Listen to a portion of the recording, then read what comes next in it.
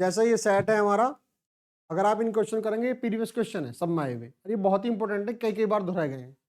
तो चलिए ज़्यादा बात ना करते हुए क्वेश्चन शुरू करते हैं सीधा। सिंधु घाटी सभ्यता के युग में निम्नलिखित में से कौन एक प्रसिद्ध बंदरगाह शहर था? देखिए चारों शहर हैं ये, लेकिन इसमें बंदरगाह शहर पूछा है, तो इसका आंसर आएगा आपका धोलावीरा।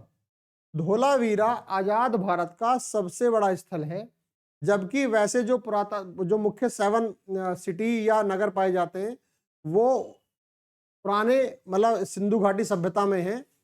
जैसे कि मोहनजोदड़ो है, इसे माउंट ऑफ डेड मृतकों का टीला के नाम से जाना जाता है, और ये सिंधु नदी के किनारे पड़ता है। लोथल, इसका जो आंसर है, जो प्रसिद्ध बंदरगाह है, वो इसका आंसर लोथल है। लोथल गुजरात में पड़ता है और प्रसिद्ध बंदरगाह था, यहाँ व्यापार के लिए बहुत प्रसिद्ध था। ये जो धोलावीरा है, ये आजाद भारत का गुजरात में ही पाया गया सबसे बड़ा स्थल है। हड़प्पा जो पाकिस्तान में है, जैसे मोहनजोदड़ो भी पाकिस्तान में है, ये रावी नदी के किनारे पर है। तो हड़प्पा का मतलब है शिव का घर या होम ऑफ शिवा, तो ये दोनों पाकिस्तान में है और ये दोनों भारत में है, और इस क्वेश्चन का आंसर है आपका लोथल।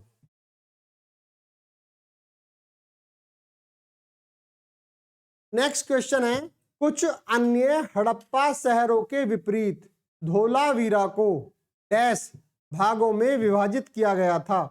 प्रत्येक भाग विशाल पत्थर की दीवारों से घिरा हुआ था। तो ये कहा गया है कि धोलावीरा को कितने भागों में विभाजित किया गया है, तो इसका आंसर है हमारा 3, यानी कि ये 3 तरीके से बांट रखा था, ऊपर वाला शहर, निचले वाला शहर, और तीसरा था हमारा पहला गढ़ के नाम से था, गढ़, उपला शहर और निचला शहर। ये बहुत इंपॉर्टेंट है। तो 3 भागों में ये डिवाइड था। नेक्स्ट क्वेश्चन है, प्राचीन भारत में लोग किस बात पर विश्वास करते थे कि जब ब्राह्मणों के सहयोग से डैश अनुष्ठान किया जाता है तो बलिदानी व्यक्ति का अगले जन्म में एक क्षत्रिय के रूप में पुनर्जन्म होता है, चाहे वह जन्म से क्षत्रिय न हो। अर्थात इसका मतलब यह है कि क्षत्रिय के बारे में ब्राह्मणों के सहयोग से ये बात कह रखी थी, अगर कोई व्यक्ति क्षत्रिय नहीं है और वो राजा है तो उसका पुनर्जन्म हो जाता था और वो क्षत्रिय बन जाता था। तो उसके लिए जो टर्म इस्तेमाल होती थी वो होती थी हमारी हिरण्यगर्भ।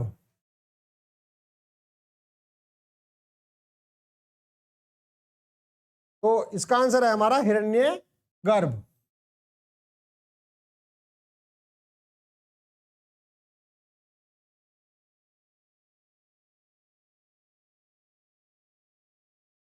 तो ये क्या है, पुनर्जन्म के द्वारा क्षत्रिय बनाना। एक है इसमें मेधा जनान। मेधा का मतलब है बुद्धि या मेधा। ये वाला जो संस्कार था ये बुद्धि के लिए था। उपनयन, ये संस्कार शिक्षा के लिए था। और ये नेक्स्ट है हमारा समाजतन। समाजतन का भी मतलब सामाजिक व्यवस्था से ही है। तो ये सारे के सारे उससे जो हमारे संस्कार थे एक तरीके से वैदिक सभ्यता में थे। तो इसका आंसर हमारा क्या हुआ, हिरण्यगर्भ। नेक्स्ट क्वेश्चन है, उपनिषद किस विषय पे लिखी गई पुस्तक है? देखिए उपनिषद, बहुत सारे उपनिषद हैं, बहुत सारे खोजे जा चुके हैं और कुछ का भी पता भी नहीं चला है। तो इसका आंसर आएगा हमारा दर्शन या फिलॉसफी। अर्थात उपनिषद का जो मुख्य विषय है, जिस चीजों पर लिखी गई हैं वो लिखी गई हैं फिलॉसफी या दर्शन पर। औषधि पर अगर आप देखेंगे तो प्राचीन काल में चरक है, या और बहुत सारे लोग हैं जो इसके लिए माने जाते हैं। विज्ञान जो गुप्त काल में बहुत ही ज्यादा अपनी चरम सीमा पर था। पॉलिटिक्स या राजनीति, ये अर्थशास्त्र का विषय भी रहा है। अर्थशास्त्र मतलब जो कौटिल्य के द्वारा किताब लिखी गई है।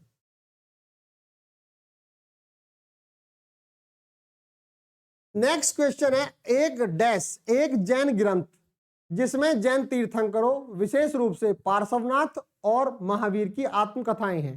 देखिए 24 तीर्थंकर हुए जैनों के, जिनमें जो सबसे अंत वाले हैं, लास्ट वाले हैं, वो भगवान महावीर हैं।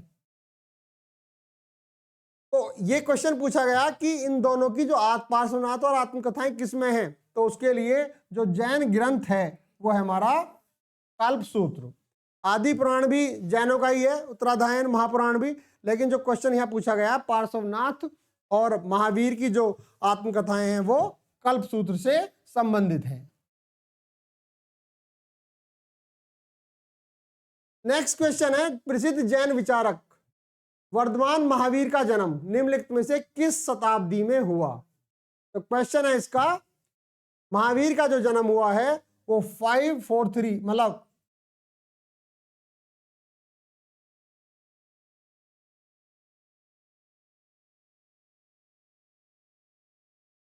हाँ, तो प्रसिद्ध जैन विचारक भगवान वर्धमान महावीर का जन्म निम्नलिखित में से किस शताब्दी में हुआ था? इसका आंसर आएगा आपका 6ठी शताब्दी। ये जो 24वें तीर्थंकर हुए जैनों के, तो इन्होंने एक तो ब्रह्मचर्य दिया है और काफी बड़ा नाम है इनका, और ये जात्रक या ज्ञात्रक किलान से संबंधित थे और कुंडग्राम में इनका जन्म हुआ था। और जो इनको ज्ञान प्राप्ति हुई थी वो साल के वृक्ष के नीचे इनको ज्ञान की प्राप्ति हुई थी।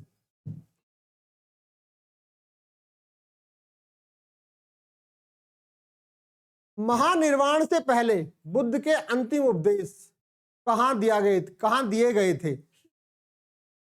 तो जो बुद्ध के अंतिम उपदेश थे वो थे हमारे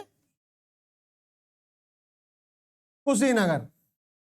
और लुम्बिनी क्या है? यहां पर महात्मा बुद्ध का जन्म हुआ है।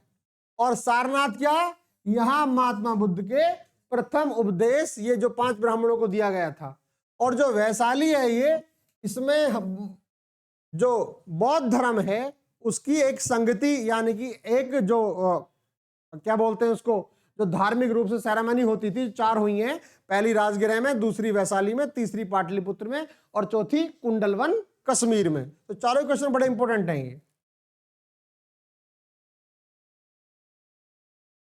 नेक्स्ट क्वेश्चन है, महाराष्ट्र में अजंता की गुफाओं के चित्र और मूर्तियां निम्नलिखित में से किस धर्म से संबंधित हैं? देखिए, अगर क्वेश्चन आता है तो यहां पर जैन भी आते हैं, यहां पर बौद्ध भी आते हैं, यहां पर हिंदू भी आते हैं, लेकिन यहां पर जो क्वेश्चन पूछा गया है इसका जो आंसर है वो आपका बौद्ध धर्म है। और ये जो हिंदू धर्म है, बौद्ध धर्म है, जैन धर्म है, ये सब भारत में ही जन्मे हैं। आमतौर पर भारत को धर्मों की फैक्ट्री कहा जाता है। क्यों कहा जाता है? पूरी दुनिया में जो ऑथेंटिक रूप से बड़े धर्म है वो 8 धर्म है, 8 धर्म। और बहुत मजे की बात यह है, जो धर्म गुरु कहा जाता है भारत, वो इसलिए है कि चाहे तो वो सनातन धर्म हो, जिसको हम हिंदू धर्म भी कहते हैं, चाहे वो आपको जैन धर्म हो, चाहे आपका वो बौद्ध धर्म हो, चाहे वो आपका सिख धर्म हो, ये धर्म हमारे सब भारत में ही हैं।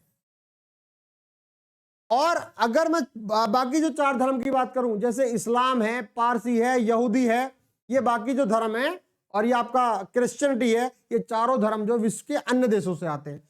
तो 8 धर्मों में से जो 4 मुख्य धर्म है वो भारत में ही जन्म लिए हैं। नेक्स्ट क्वेश्चन है, राजा आम्भी डैश कहां के शासक थे? तो देखिए, राजा आम्भी तक्षशिला के शासक थे। तक्षशिला वर्तमान पाकिस्तान में पड़ता है। और ये वही आम्भी है जिसने सिकंदर के अटैक के समय सिकंदर का बहुत वेलकम किया और आत्मसमर्पण कर दिया और उसको सहायता भी दी। जबकि भारत का एक महान ताकतवर राजा पोरस उससे बाकायदा लड़ा और अच्छी तरह से, मतलब कहते हैं कि हारा पर हिम्मत से हारा, बहुत अच्छा शानदार युद्ध लड़ा।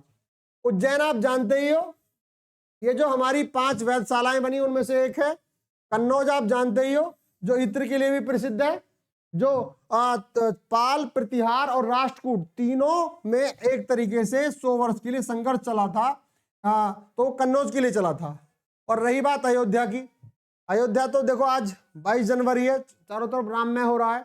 तो ये जो अयोध्या है ये किसकी राजधानी थी? कोसल। और भगवान राम भी यहाँ रहे और महाजनपदों में बड़ा कौशल का बड़ा अच्छा स्थान रहा है।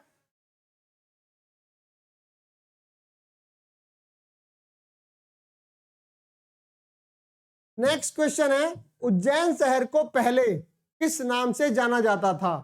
तो देखिए, अवंती, अवंतिका और भी कई सारे नाम।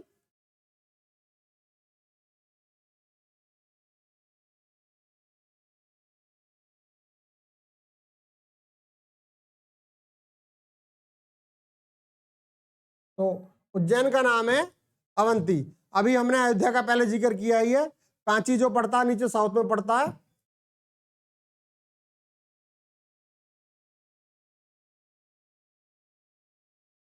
नेक्स्ट क्वेश्चन है, सांची स्तूप किस राजवंश के शासनकाल के दौरान बनवाया गया था?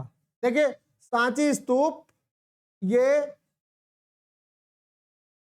मौर्य वंश में बनवाया गया था, और जो ये नंद वंश है, ये नंद वंश का सर्वनाश करके चंद्रगुप्त मौर्य ने मौर्य साम्राज्य की स्थापना की थी। और इस वंश का जो ताकतवर राजा था वो घनानंद था, जिसके समय में सिकंदर ने अटैक किया था, लेकिन इस पे नहीं किया था। ये मगध का काफी बड़ा ताकतवर राजा था। गुप्त साम्राज्य, टेक्नोलॉजी, भारत और मंदिर निर्माण की शुरुआत, इसे सब गुप्त साम्राज्य में हुई। और ये अपने आप में काफी प्रसिद्ध वंश माना जाता है। इसकी स्थापना श्रीगुप्त ने की। घटोत्कच उसका दूसरा राजा हुआ, और चंद्रगुप्त सेकंड को इसका वास्तविक संस्थापक कहा जाता है, गुप्त वंश का। शिशुनाग भी वंश है, जो जिसने शिशुनाग वंश, हर्यक वंश, ये सब ने मगध पर शासन किया है।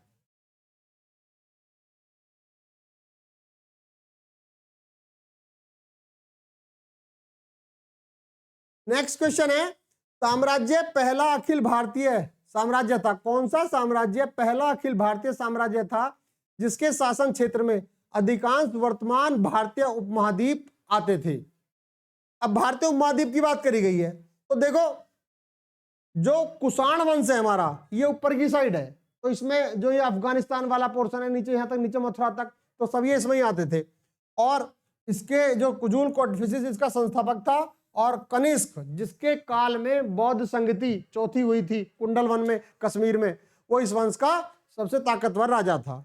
मौर्य साम्राज्य का पता ही है आपको, चंद्रगुप्त मौर्य ने चाणक्य की सहायता से मौर्य साम्राज्य की स्थापना की। गुप्त वंश का भी हमने पिछले क्वेश्चन में डिस्कशन किया है। चोल जो है हमारे, ये नीचे की साइड जो सुदूर दक्षिण है, तमिलनाडु और केरल वाला एरिया पड़ता है, ये वहां पर शासन करते थे, ऊपर तक थे, काफी बड़ा साम्राज्य था इनका।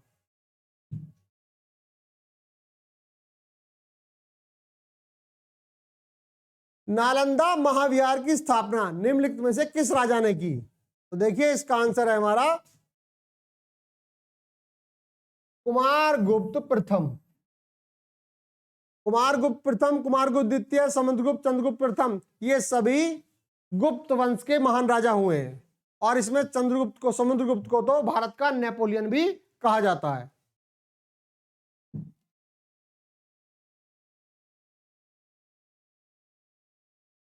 नेक्स्ट क्वेश्चन है, राजा समुद्रगुप्त के दरबार में कवि और मंत्री, इन चारों ऑप्शन में से समुद्रगुप्त के दरबार में राजा और कवि कौन थे? बहुत अच्छा क्वेश्चन है, बहुत आता है। तो इसका आंसर है हमारा हरिसेन। हरिसेन ने समुद्रगुप्त के बारे में बहुत सारी जानकारियां दी हैं। बाणभट्ट जो है, ये है हर्षवर्धन के राजकवि, और जो उसमें रहते थे। कंबन, ये कंबनी लिखा हुआ है, कंबन लिखा आता है, इस नीचे नीचे वाले राजाओं में आते हैं। और वसुमित्र, वसुमित्र कनिष्क के दरबार में, और ये बहुत बड़े बौद्ध विद्वान भी थे, बहुत बड़े लेखक इतिहासकार भी थे। इसका आंसर हुआ यहां पर हरिसेन। नेक्स्ट क्वेश्चन, निम्नलिखित में से कौन पल्लव वंश का शासक नहीं था? अब देखो जी, नरसिंह वर्मन प्रथम,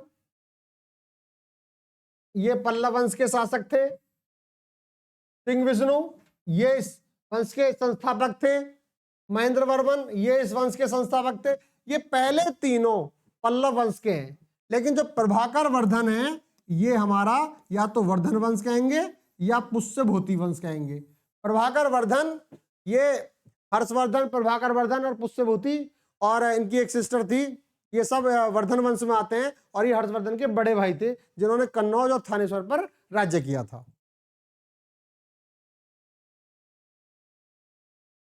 नेक्स्ट क्वेश्चन है, बाणभट्ट ने राजा किस राजा की जीवनी लिखी है? अभी पिछले क्वेश्चन में भी आया था। तो जो बाण भट्ट हैं इन्होंने हर्षवर्धन की जीवनी लिखी है। और चंद्रगुप्त मौर्य भी हम डिस्कस कर चुके हैं, ये मौर्य वंश के संस्थापक थे। समुद्रगुप्त को भारत का नेपोलियन कहा जाता है। अशोक, ये गुप्त साम्राज्य के सबसे ताकतवर राजा थे। पहले चंद्रगुप्त मौर्य, फिर बिंदुसार, और बिंदुसार के पुत्र ये। इन्होंने अपने 99 भाइयों का मतलब हत्या की थी, वैसे साम्राज्य स्थापित किया था, लेकिन पूरे प्राचीन भारत में इनका सबसे बड़ा साम्राज्य था। इनके बारे में क्वेश्चन पूछा जाता है कि भाई वो जो इनके काल में कौन सी बौद्ध संगति हुई थी, तो पाटलिपुत्र में इनके काल में ही संगति हुई थी, और इन्हें चंड अशोक भी कहा जाता है। और इनका पूरा भारत लगभग इनके कब्जे में था, काफी लंबे समय तक इन्होंने राज्य किया। बाद में इन्होंने बौद्ध धर्म अडेप्ट किया था, तो उसमें काफी कुछ इनके बारे में लिखा हुआ है।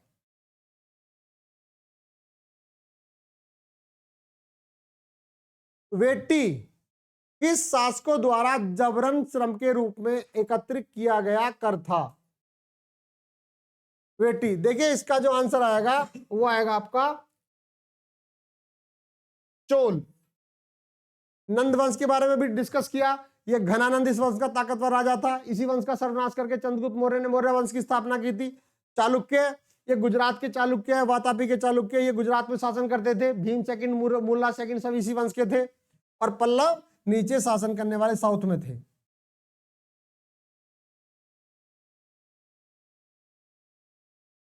चोल शिलालेखों में विद्यापीठों के लिए उपहार में दी गई भूमि का उल्लेख किस नाम से किया गया है? देखो, जो चोल साम्राज्य में स्कूल थे तो उनका खर्चा कहां से चलता था? तो उनके खर्चे के लिए एक जमीन दी जाती थी। जो जमीन से जो इनकम होती थी, जो आय होती थी, वो स्कूलों के लिए लगती थी। तो उसको किस नाम से जाना जाता था? उसको नाम जाता था साल भोग के नाम से। हालांकि तिरुनमट्टनी और पल्ली छंदम, वेलन वगाई, ये सब भी भूमियां हैं। ये कोई ब्राह्मणों के लिए थी, कोई किसी अलग प्रकार के लिए थी, कोई नॉन ब्राह्मणों के लिए थी, लेकिन ये साल भोग स्कूलों का खर्चा चलाने के लिए थी।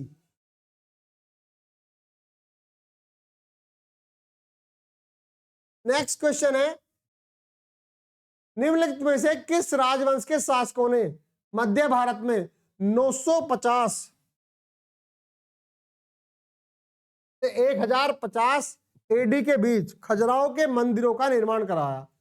देखो जी, खजुराहो के मंदिर बहुत पूछे जाते हैं, और ये भी पूछा जाता किस वंश ने बनवाया, और ये पूछा जाता है खजुराहो कहां पर है। तो खजुराहो एमपी में जगह पड़ती है, और ये कामुक प्रकार के मंदिर बने हुए हैं, इनमें नग्न मूर्तियां बनी हुई हैं।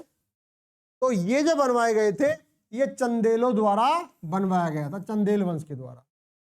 पाल वंश, जो इसका थर्ड ऑप्शन है, ये बंगाल में शासन करता था, और इस वंश का सबसे ताकतवर राजा धर्मपाल था, और इस वंश का जो संस्थापक था वो गोपाल था। ये भी क्वेश्चन अलग से कई बार पूछा गया है। गोपाल। राष्ट्रकूट वंश, देखो राष्ट्रकूट महाराष्ट्र में था, गुर्जर प्रतिहार गुजरात में था, और पाल वंश बंगाल में था। और ये तीनों वंश मिलकर इन्होंने 100 वर्षों तक संघर्ष किया है। किसके लिए संघर्ष किया है? कन्नौज के लिए। कन्नौज के लिए कभी प्रतिहार का शासन होता था, कभी राष्ट्रकूटों का होता था, कभी पालों का होता था। तो इस क्वेश्चन का आंसर चंदेल वंश है, बाकी की इंफॉर्मेशन है।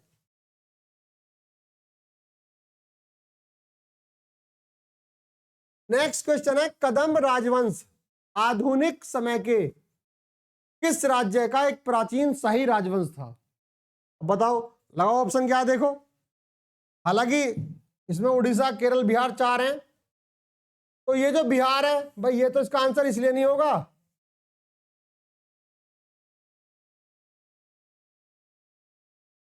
हालांकि कदम राजवंश कहां था? कर्नाटक में। कैसे करना और कैसे कदम। और बिहार में आप जानते हैं जो मगध साम्राज्य की शुरुआत हुई थी वो बिहार से हुई है। वर्तमान बिहार ही था वो, जहां से स्टार्ट हुआ है। उड़ीसा में क्वेश्चन पूछा जाता है, चिल्का लेक उड़ीसा की जो है, इसके बारे में काफी क्वेश्चन पूछा जाता है। कर्नाटक में ये आपका आंसर हो ही गया।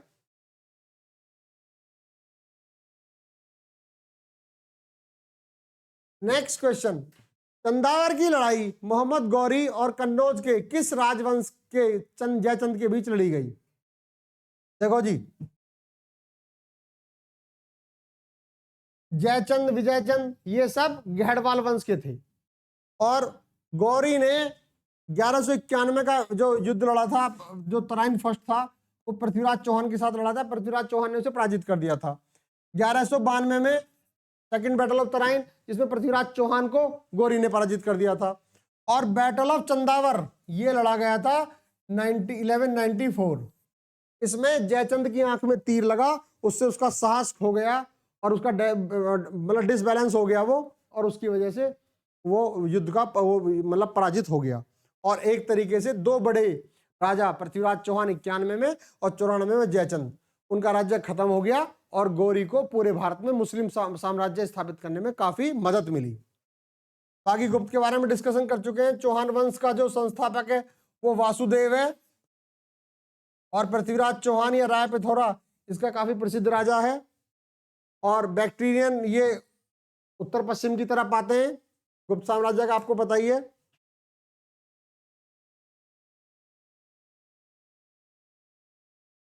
निम्नलिखित में से कौन सी पुस्तक अरबी भाषा में लिखी गई है?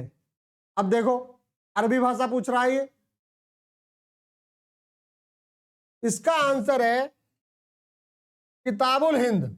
और लिखने वाला कौन है भाई? अल बरूनी। और अल बरूनी किसके साथ आया? गजनवी के साथ। और किताबुल हिंद या तहकीक हिंद या हिंद का इतिहास या हिंदुस्तान का इतिहास वो इसमें है। एक किताब शाहनामा भी है, ये फिरदौसी की है। तबकाते अकबरी ये अबुल फजल की है। तबकाते अकबरी और अकबरनामा ये अबुल फजल जो शेख मुबारक के बेटे हैं और अकबर के नवरत्नों में से एक है।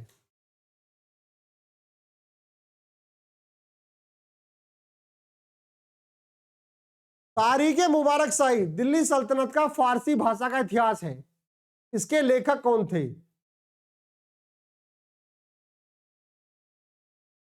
तारीख मुबारक शाही के राइटर का नाम है यहया बिन अहमद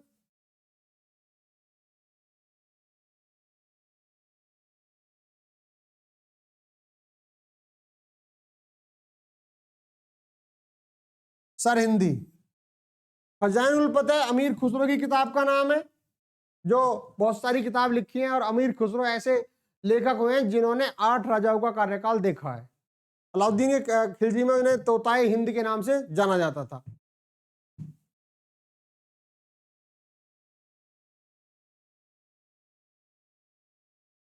नेक्स्ट क्वेश्चन है, दिल्ली सल्तनत में निम्नलिखित में से किन्हें बंदगान के रूप में जाना जाता था? दीवाने बंदगान। देखो, दिल्ली सल्तनत में गुलामों की प्रथा बहुत ज्यादा थी और गुलाम सेवा के लिए रखे जाते थे और वो सारे ही कार्य करते थे। तो ये एक दीवाने बंदगान के नाम से एक डिपार्टमेंट बन गया था, जो फिरोजशाह तुगलक ने बनाया था, जो तुगलक साम्राज्य का या मतलब तीसरा राजा है। पहला गयासुद्दीन तुगलक, दूसरा मोहम्मद बिन तुगलक और तीसरा फिरोजशाह तुगलक। तो इसका आंसर है हमारा सैन्य सेवा के लिए खरीदे गए खास गुलाम। तो इनके लिए क्या था हमारा? इनके लिए था हमारा दीवाने बंदगान या बंदगान। अलग से इनको एक डिपार्टमेंट भी मिल गया था।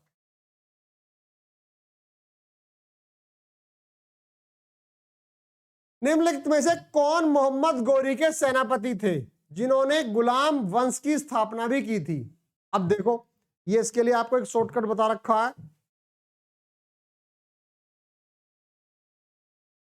गुड़ खा